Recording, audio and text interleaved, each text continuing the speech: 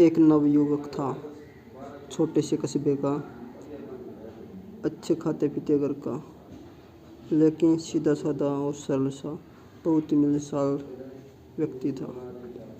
एक दिन उसकी मुलाकात अपनी ही उम्र के एक नवयुवक से हुई। बात बात में दोनों दोस्त हो गए। दोनों एक ही तरह के थे, सिर्फ दो अंतर थे दोनों में। एक तो यह था कि दूसरा नवयुवक बहुत ही गरीब परिवार से था और अक्सर दोनों वक्त की रोटी का इंतजाम भी मुश्किल से हो पाता था। दूसरा अंतर यह है कि दूसरा जन्म से ही नेत्रहीन था। उसने कभी रोशनी देखी ही नहीं थी। वह दुनिया को अपनी तरह से टटोलता पहचानता था। लेकिन धीरे धीरे दोनों की दोस्ती गहरी होती गई। अक्सर मेल मुलाकात होने लगी। एक दिन नवयुवक ने अपने नेत्रहीन मित्र को अपने घर खाने का न्योता दिया। दूसरे ने उसे खुशी खुशी स्वीकार किया। दोस्त पहली बार खाना खाने आ रहा था। अच्छे मेजबान की तरह उसने कोई कसर नहीं छोड़ी। तरह तरह के व्यंजन और पकवान बनाए। दोनों ने मिलकर खाना खाया। नेत्रहीन दोस्त को बहुत आनंद आया। एक तो वह अपने जीवन में पहली बार इतने स्वादिष्ट भोजन का आनंद ले रहा था।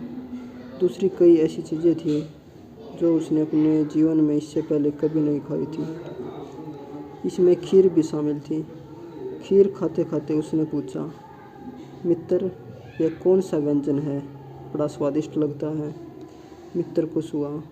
उसने उत्साह से बताया कि यह खीर है। सवाल हुआ, तो यह खीर कैसा दिखता है? नवयुवक ने बताया, दूध की तरह ही, बिल्कुल सफ़ेद। जिसने कभी रोशनी न देखी हो वह सफ़ेद क्या जाने और काला क्या। सो उसने पूछा, सफ़ेद वह कैसा होता है? मित्र असमंजस में फंस गया। कैसे समझाए कि सफ़ेद कैसा होता है? उसने तरह तरह से समझाने का प्रयास किया, लेकिन बात नहीं बनी। आखिर उसने कहा, मित्र, सफ़ेद बिल्कुल वैसा ही होता है जैसा कि बुगला। और बुगला कैसा होता है? यह एक और मुसीबत थी कि अब बुगला कैसा होता है, यह किस तरह समझा जाए। कई तरह की कोशिशों के बाद उसने तरकीब सूझी। उसने अपने हाथ आगे किया, उंगलियों को जोड़कर चोंच जैसा आकार बनाया और कलाई से हाथ को मोड़ लिया। फिर कोहनी से मोड़कर कहा, लो छू कर देखो कैसा दिखता बुगला। दृष्टिहीन मित्र ने उत्सुकता में दोनों हाथ आगे बढ़ाए और अपने मित्र का हाथ छू छू कर देखने लगा। हालांकि इस समय समझने की कोशिश कर रहा था कि बुगला कैसा दिखता है, लेकिन मन में उत्सुकता यह थी कि खीर कैसी होती है।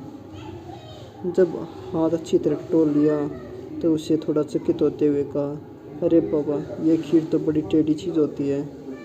वह फिर खीर का आनंद लेने लगा, लेकिन तब तक खीर टेढ़ी हो चुकी थी, यानी किसी भी जटिल काम के लिए मुहावरा बन चुका था, टेढ़ी खीर।